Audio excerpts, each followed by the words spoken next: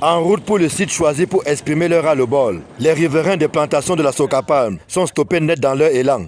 D'abord au niveau de l'entrée principale, où un vigile leur impose un arrêt forcé, non sans quelques éclats de voix. Est-ce qu'il est en train de te menacer? Il n'est pas en train de te menacer. Un peu plus loin, c'est un véhicule qui bat littéralement la voie. Personne n'est autorisé à passer, ni les riverains, encore moins les journalistes, qui ne demandent qu'à faire leur travail. Nous sommes bloqués, totalement bloqués. Ils disent quoi? Ils disaient qu'on doit aller demander la permission d'entrer dans nos champs au DP de la Socapalme. Vous voyez à quel degré nous sommes humiliés dans notre propre village, dans les terres de nos ancêtres. On me dit de demander l'autorisation au DP pour aller dans mon champ. Je ne sais pas si c'est le DP qui m'a fait défricher le champ de mes mains noircies. Je ne sais pas si le DP, c'est lui qui m'a donné mes rejetons ou ma sémence pour aller faire ce champ. Nous voulions aller voir les réalités sur le terrain. Malheureusement, et c'est aussi ça, les réalités de notre métier, on ne peut pas poursuivre le chemin parce que comme vous le voyez, la route est barrée, la route est bloquée. Cela fait partie des difficultés d'accès à l'information, c'est bien dommage.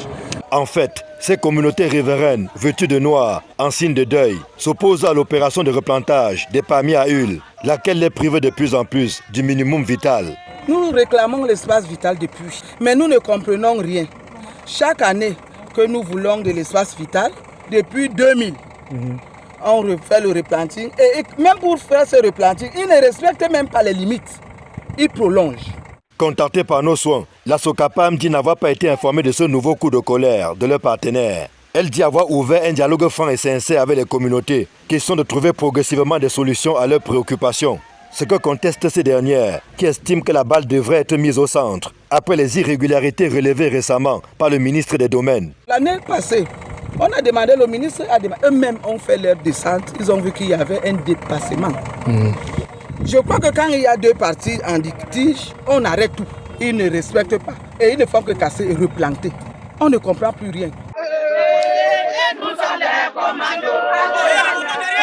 Les deux parties se regardent en chien de faïence et tout porte à croire avec ce regain de tension que la paix n'est pas pour demain.